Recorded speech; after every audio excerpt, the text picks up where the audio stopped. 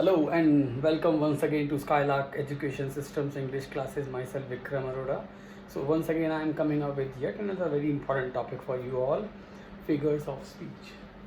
Basically, when it comes to figure of speech, what we have seen over the years with the students from class 9, 10th, even in 11th and 12th class students are there, we have seen that they all can put words together and they can come up with sentences. Of course, we are convent educated people and we know how to frame sentences, grammatically correct sentences, but are they basically able to impress the readers?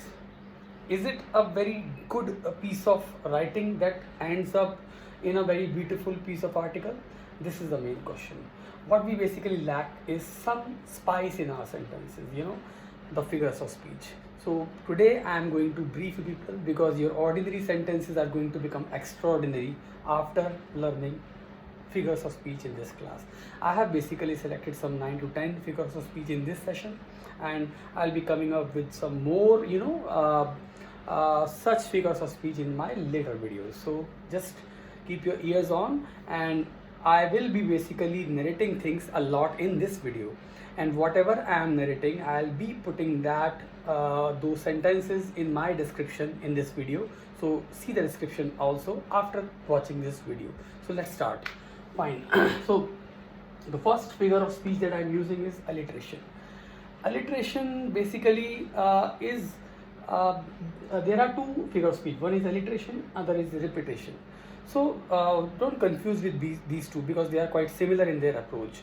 When it comes to alliteration, it's basically is a repetition of sound, some letter that is repetitive in its nature, and it basically gives a very huge impact in the sentence. For example, Sarah's 7 sisters slapped soundly in sand.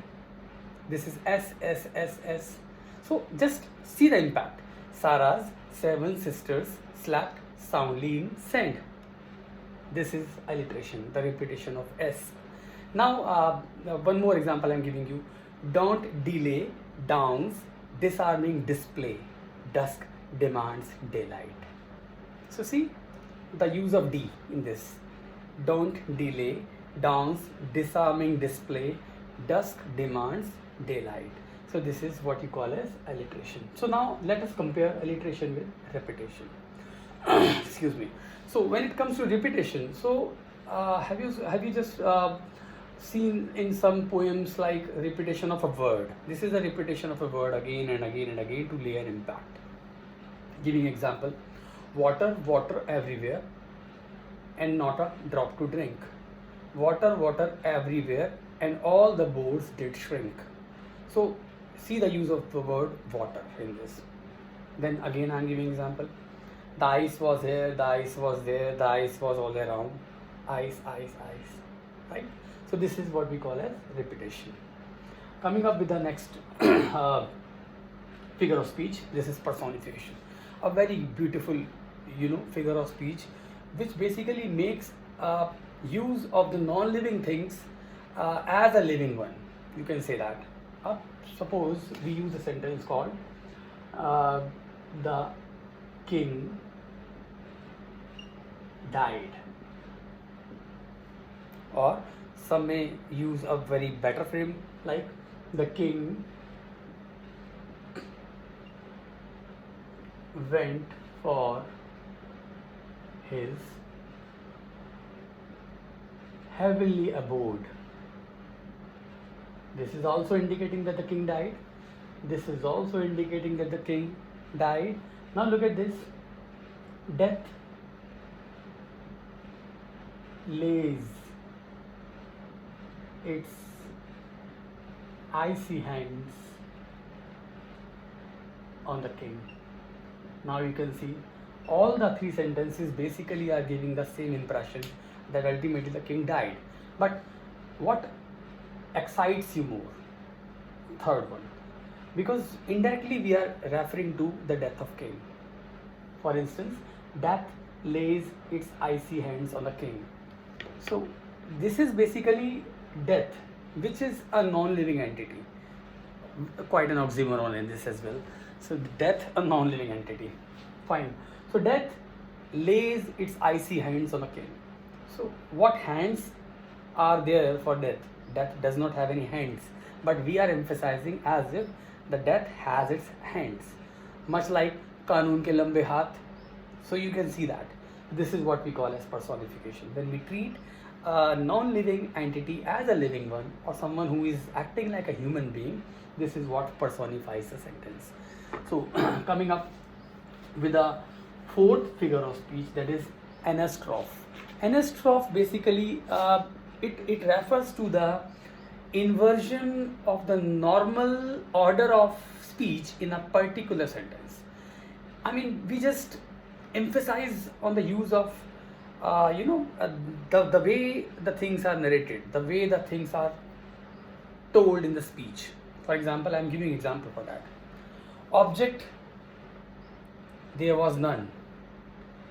Passion, there was none. I love the old man. So I'm getting sarcastic in this, right?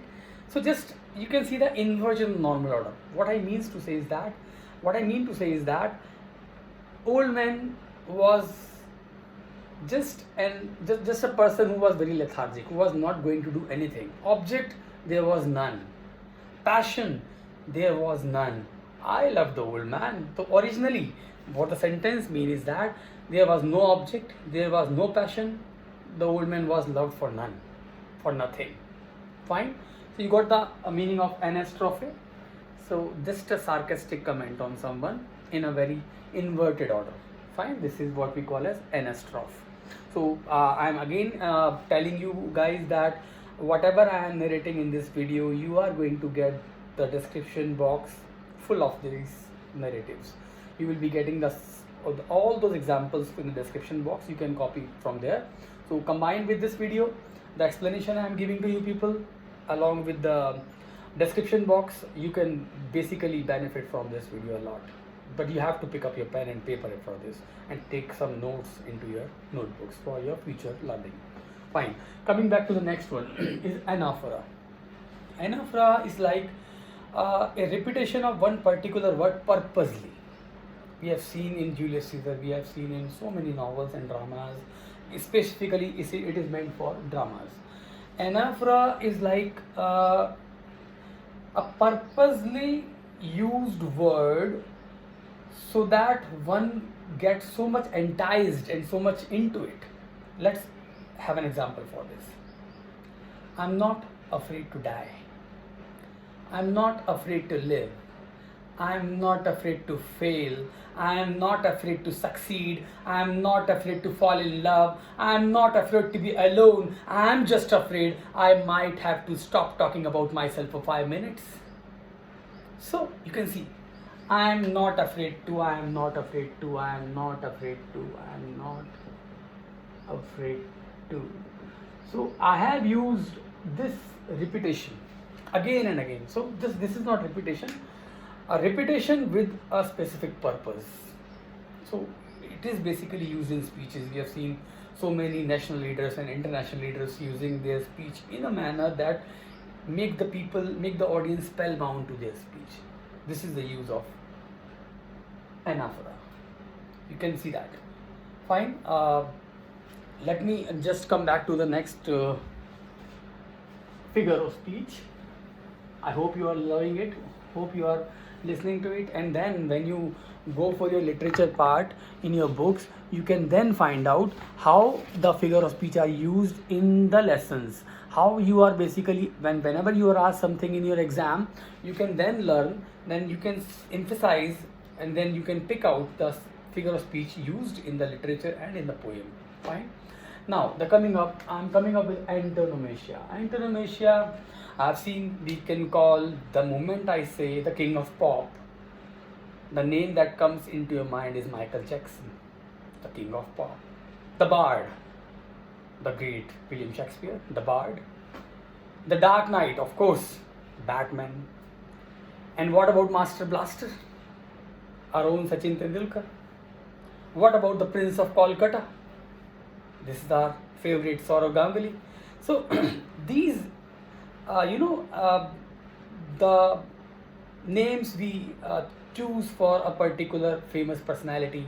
I mean, the moment we refer to them in this manner, it automatically strikes to our mind that we are referring to Michael Jackson, the king of pop. So, some attachments to their names. This is what we call as antonomasia. You can know, now you can understand how we basically refer to these guys. The way we refer to them is like antonomasia. The use of antonomasia is a very beautiful use in English, right?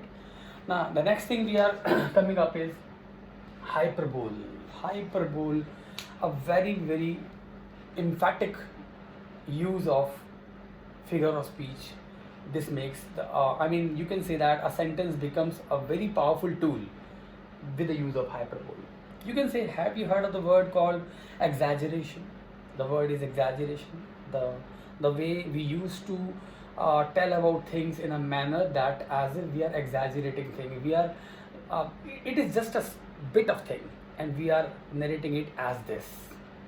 For example, I am so busy trying to accomplish 10 million things at once. I mean, how can a person be doing 10 million things at a time? But we are in a habit of exaggerating things, and that makes things very special for us.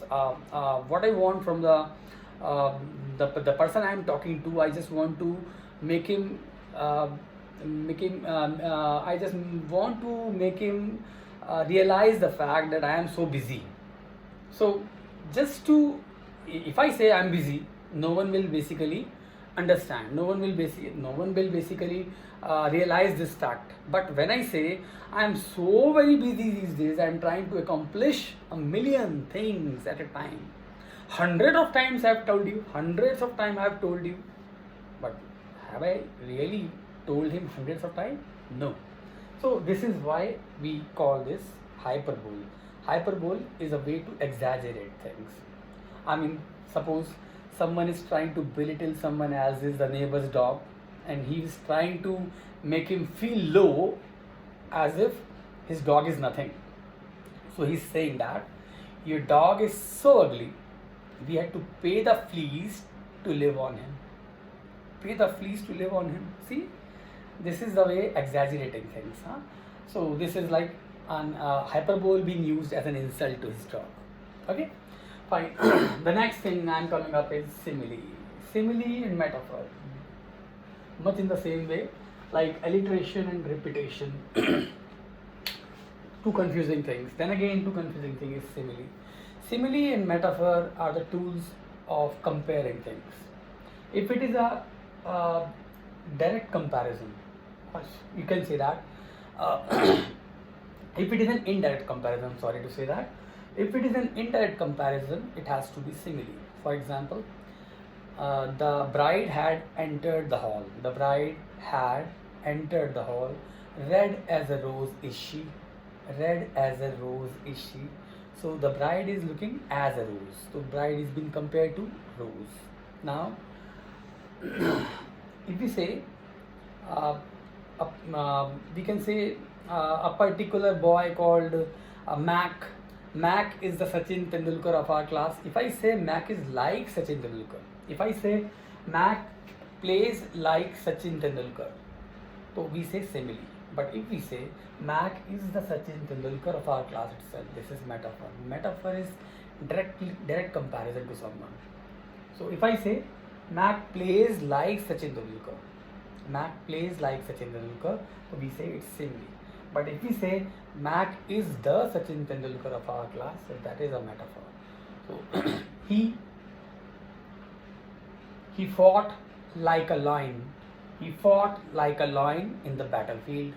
So now you can see that his skills of fighting in the battlefield is being compared to a lion. So he fought like a lion. But if we say he is the lion of the battlefield directly, so see the slight difference between the two. He is the lion of the battlefield. That's a metaphor. Now you understand what it means to be. And let me select the last one, the special one, what we call as oxymoron. Let me brief you about oxymoron a bit. Oxymoron means the use of contradiction in a statement. I mean, we are using the opposite adjectives in a sentence itself. The words themselves are contradicting each other. This is what we call as oxymoron. For example, the loners club. See the use of the word. The loners club. Loners club. Club refers to group of people, and loners are the people who don't like to be in the group. So what you can refer to. How can the loners form a club? All the loners accumulate together to form a club. So quite contradictory. The stripper's wardrobe.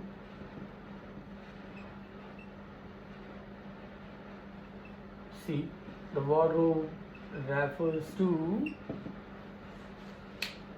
the collection of clothes, and the stripper, as the name itself says, they don't like clothes, and the stripper's wardrobe. Contradiction again. This is what we call as oxymoron. I hope you like the video and you get to know the use of figure of speech. See, when it comes to figure of speech, whatever the thing you are doing, whether you are speaking, whether you are writing, or whether you are giving an exam, wherever it is, the readers always like interesting reading. They don't like the direct reading. So they want to read some spicy things, and you can add spice in your writing or speech with the use of figure of speech. So I have told you about the 10 figure of speech in this video.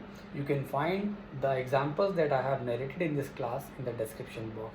Now go there and subscribe to the video, like it, share it with your friends if you really like it, so that I can come up with more and more videos like this, because that's the appreciation I get in the form of the like and the comments from your side always inspire me to do more and more. Thank you. Thanks a lot. Bye bye.